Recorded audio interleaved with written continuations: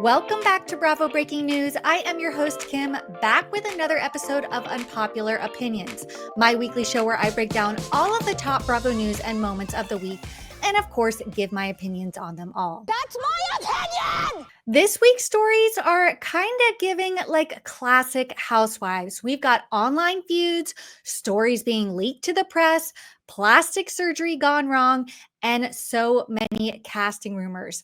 I've got a lot of thoughts to share, and I know that you guys do too. So make sure to drop them in the comments. And while you're at it, hit that subscribe button so you don't miss any more Bravo breaking news. In case you don't tune into our recaps, my co-host Lisa and I are here every week to recap OC and the Valley reunion. So make sure you tune into that on Fridays as well. But this episode is all about the top stories of the week. And I have to start off with definitely what I considered the highlight of the week. And I think a lot of you did too. And that is that Carol Radziwill made her return to Bravo this week.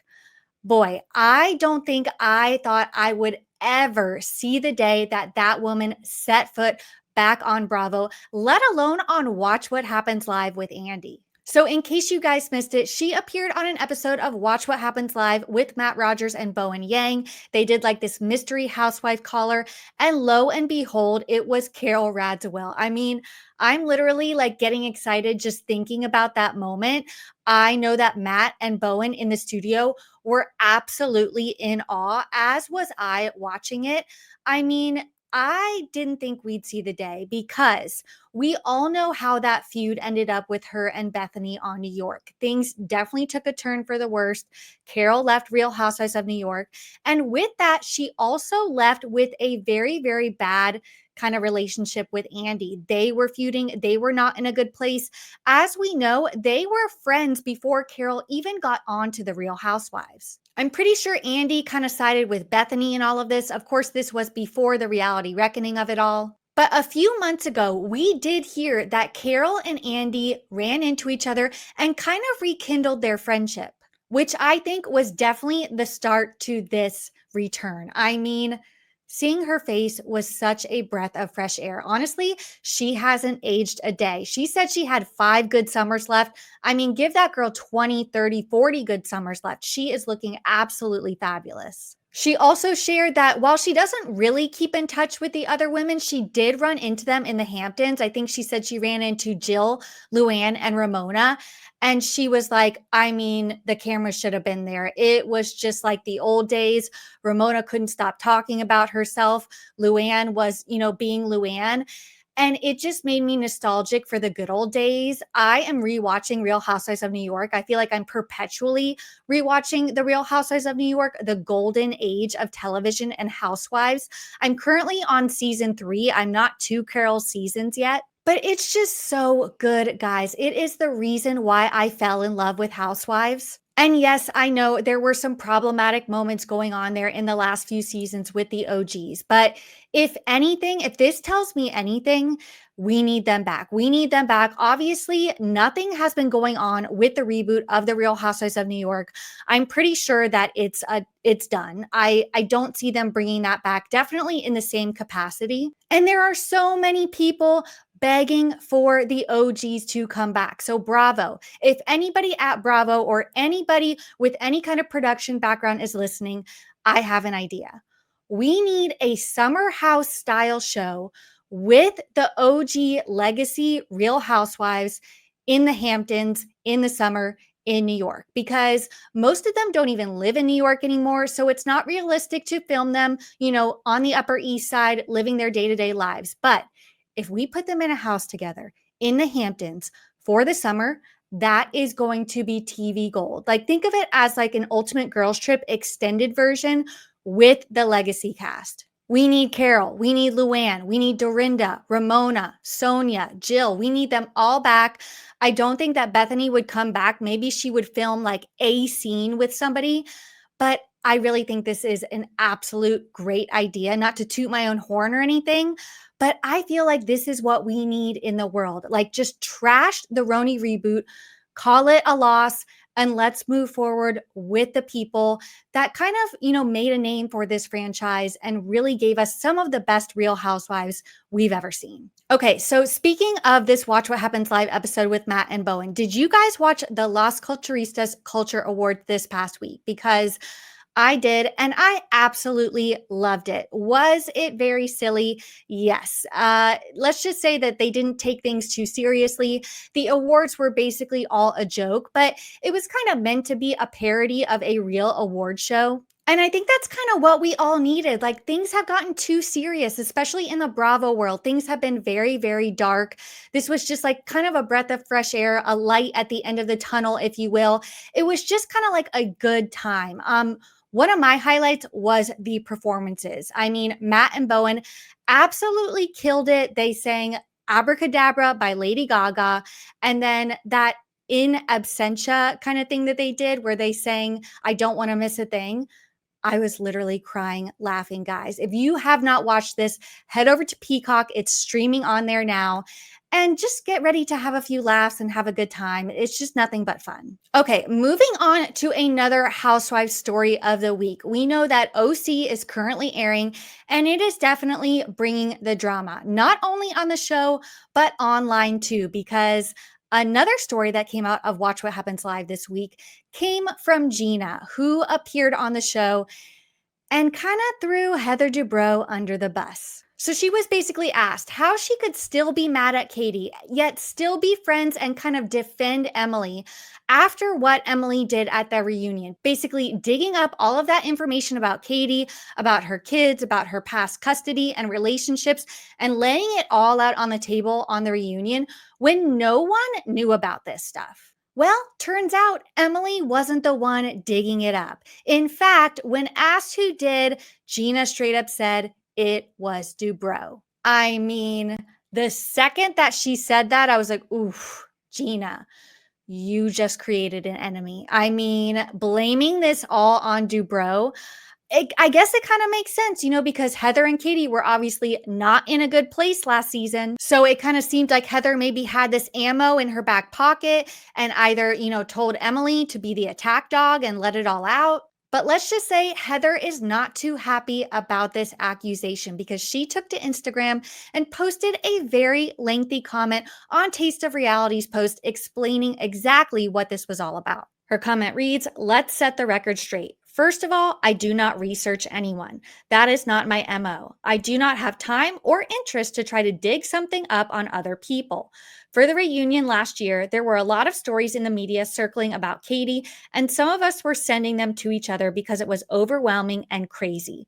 I did, in fact, send the article about Katie's custody to Emily. I did nothing more than that, and I would have never brought this up at the reunion. I actually went up to Katie during the commercial break and said to her, 'This must have been a very difficult time for you. I'm sorry you had to go through that. I never would have brought this up.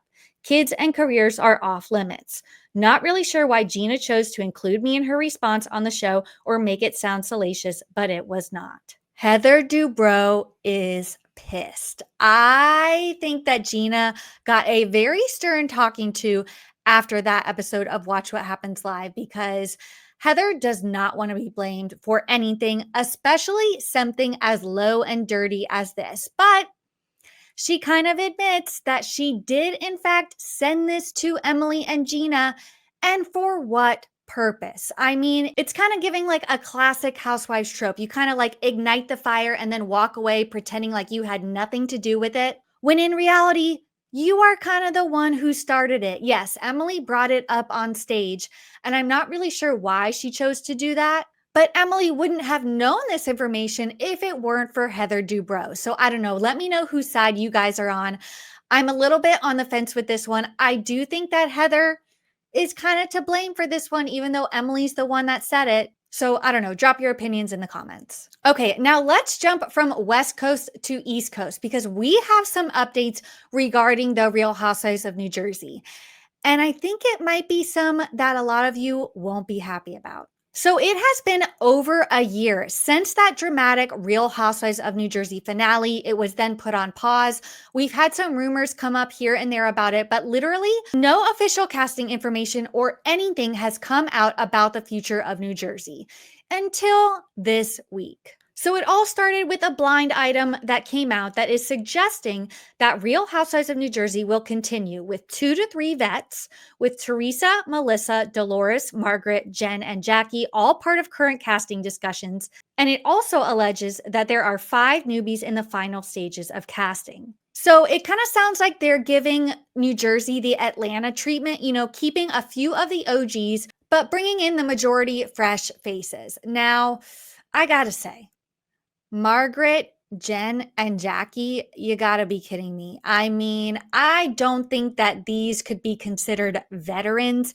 And I also don't think that they could carry a show or a reboot as veterans. I just don't think that they could carry a show, period. Maybe be a friend of here and there, but to bring them back as, people that would carry on this franchise, no, no, no. I mean, Atlanta, we brought Portia back. We have Phaedra back. Those are 2 very strong veterans that are going to carry that show into the future with the newbies. And those 3 are not even close to that level. But let's talk about the other 3. We have Dolores, Teresa, and Melissa. Now, I think Dolores is a shoo-in. I mean, she is a fan favorite. She's definitely playing Switzerland. She could be on either or side. She could be, friends with anybody, friends with everybody. She's definitely the glue that holds them together. She had so much success on The Traitors. So I definitely think that whoever is cast, Dolores is going to be a part of it. So that leaves Teresa and Melissa. Of course, we know that they cannot coexist on the same show. So who will Bravo pick to kind of lead us into the new era of New Jersey? Well, we found out this week that it very well might be Joe and Melissa Gorga, because Dolores held her annual celebrity baseball game, and in attendance was not Teresa and Louie, who are usually there, but Melissa, Joe, Antonia, and a slew of different housewives from various franchises. But that's not all. A video surfaced that a fan took, shout out to Listen Honey on TikTok, who straight up asked Joe, will you and Melissa be back on The Real Housewives? His response, we're back. We're back. Now, I'm not sure why he would say this if it wasn't true. Surely he would give us a little tease like, oh, you'll have to wait and see. You know what I mean? Like, I don't really know why he would lie about this. I don't know, guys, though. I would be really surprised if Bravo actually chose Melissa over Teresa. Now, I know this is a nation divided when it comes to Teresa and Melissa. I actually don't have a horse in this race. I am not on one side or the other. I actually think that both have good qualities for the show. I think Teresa is reality TV gold. I think she is the Real Housewives of New Jersey. I love watching her and her daughters.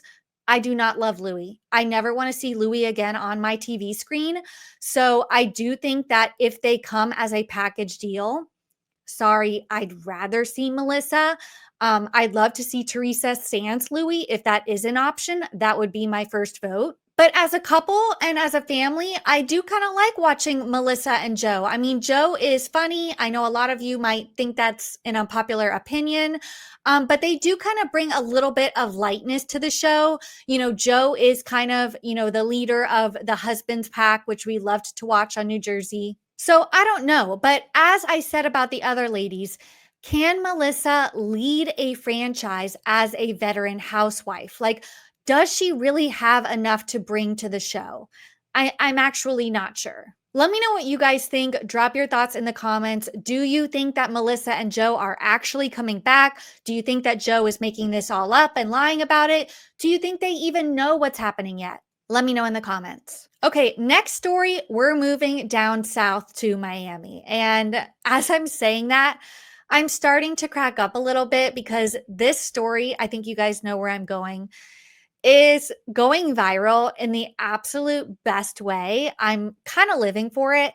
And it's Larsa's photo heard round the world. Yes, if you're on social media at all, I'm sure you have seen this photo of Larsa that has been going around for the past few days, and it is quite shocking. Okay, so Larsa appeared on this talk show, Good Night New York, and a still from her interview came out.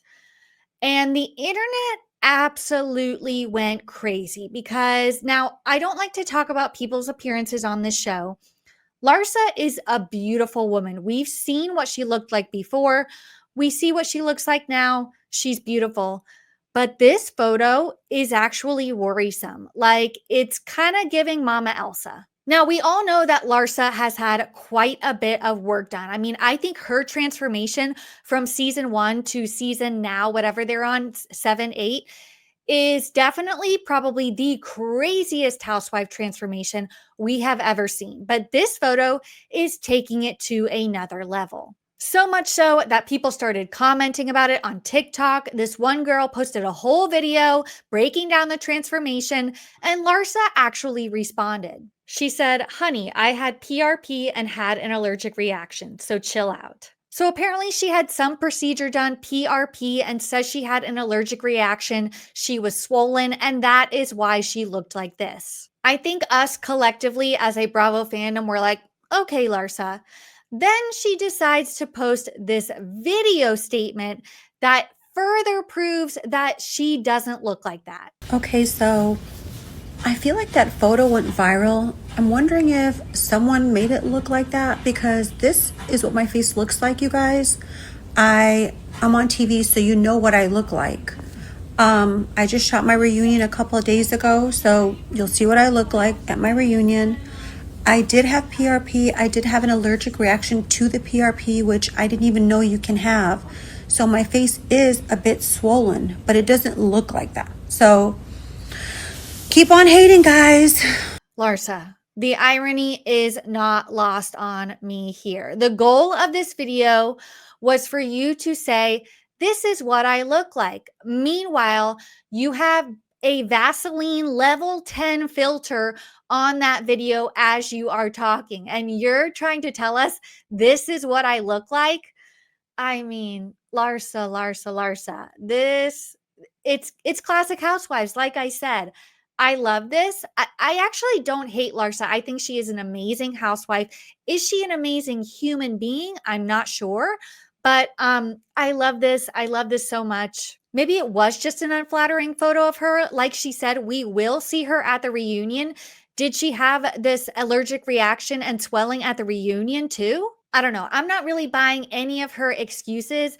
I think that this is actually proof that most of the photos that she posts on social media are heavily, heavily edited. And the fact that one slipped through the cracks, a Getty image that she had no control over the editing of, I think this kind of shows maybe this is actually what she looks like. And Larsa, if that is the truth, chill out on the plastic surgery. You are beautiful. You were beautiful on season 1, and you are beautiful now. You do not need all of these fillers.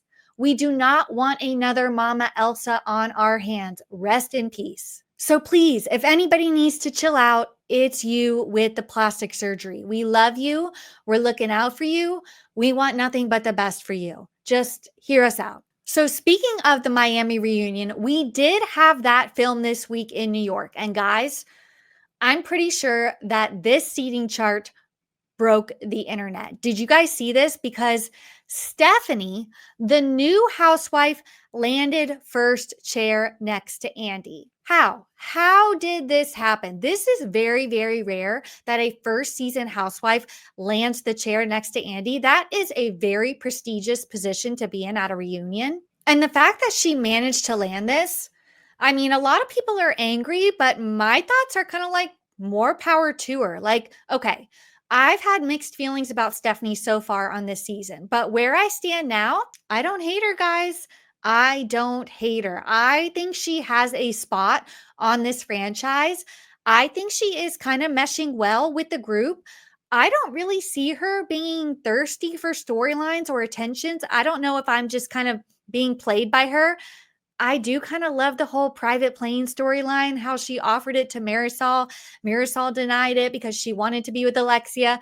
Then she offers it to Alexia. I mean, it's just, you can't really make this shit up. I think that this is like what she wanted to do. She wanted to try to maybe, I don't know, make up with Alexia, think that Alexia would take the private plane over being with her friend. I mean, this is Housewives. This is what I love about Housewives. I want my housewives to be fighting over private planes. And then the whole Rottweiler Chihuahua thing. I mean, Alexia literally called herself a Rottweiler. And so for Stephanie to bring it up again and Alexia to be pissed off about it, I'm sorry. Love ya, Alexia, but you are a little bit off your rocker this season in the best way. I know you're going through a lot with Todd, but I'm kind of loving this feud, guys. I am loving it. And I'm really excited to see it all play out in Spain. But just because I'm loving Stephanie on the season so far does not mean she deserved that first chair. Justice for Gertie. Justice for Gertie. In my opinion, so far this season, I think Gertie deserved that first chair. And she's in third position? Like, be for real, Bravo. Then, on the day of the reunion, this new headline comes out about Gertie that says, Gertie was busted for leaking the Real Housewives of Miami episodes to bloggers as the cast loses early access privileges. She responded to that Reality Blurb post and commented, so weird. This news flash got dropped day of reunion. Literally as we walked on reunion stage, timing is sus. Also, it randomly got mentioned at the reunion. So interesting and so perfectly timed. Guess this happens when things don't go as planned. Sounds like she's blaming Julia for this one, and I think she might have a point. I don't know. I am still Team Gertie. I know a lot of you have kind of swayed the way of Julia after the whole text message gate. Nope, not me. I still stand firmly on Team Gertie and really do think that she deserved to be first chair, especially when there's stories coming out about her on reunion day. I mean, come on, give this woman what she deserves. Either way, I'm loving this season of Miami. I don't know if you guys saw, but I guess we're getting a double header this week. We are getting 2 episodes of Miami this week, airing Wednesday and Thursday, because Miami is actually moving to air on Thursdays right after Orange County. So don't miss it. If you are not caught up, get caught up in this season because it is delivering. Okay, moving on to our last couple of stories. We do have a bit of upcoming TV news that I'm actually pretty excited about. The first of which, the cast of Special Forces Season 4 was announced this week. And we've got 4 Bravo celebrities on it that actually might make me want to watch. So it was announced that Teresa, Gia, Brittany, and Eva were all cast on Special Forces this season. These are people that I definitely would not expect to be on this show. I mean, Brittany, no offense, girl, don't think she's going to be making it very far. I can see Teresa and Gia actually making it a little further than Brittany, but I think Eva's going to take this one home. I mean, at least in the Bravo world, I think that she is going to be the one that lasts the longest. Though I do have to admit, I've never watched a single episode of this show, guys.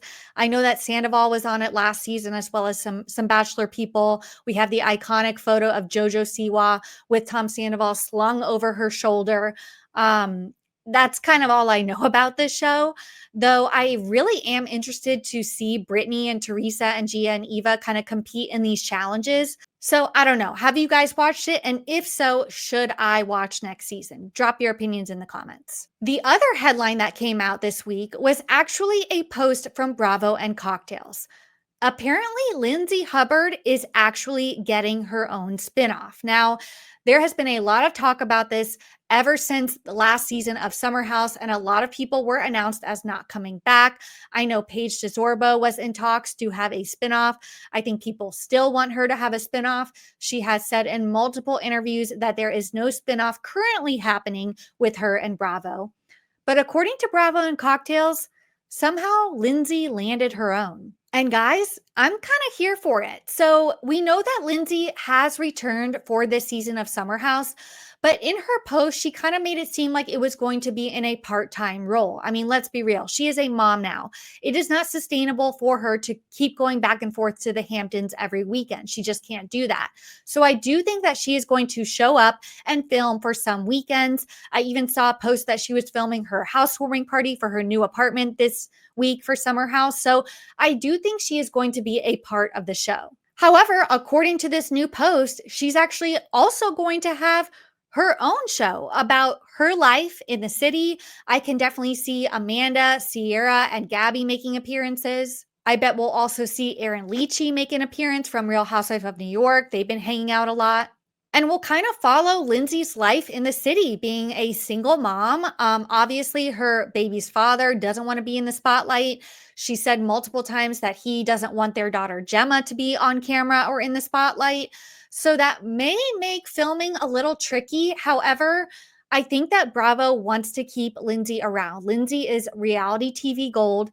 And even though she might be taking a step back on Summer House, I do think that they want to keep her around. So why not give her a spinoff in the city, Lindsay in the city, whatever it's called? I'm here for it. I am sat. Well, that's pretty much it for this week's story. So let's end on my segment, What Else We're Watching, because there's actually quite a bit that's coming out. We're heading into fall, so new seasons of shows are dropping. I already told you guys I am in my Real Housewives of New York rewatch era.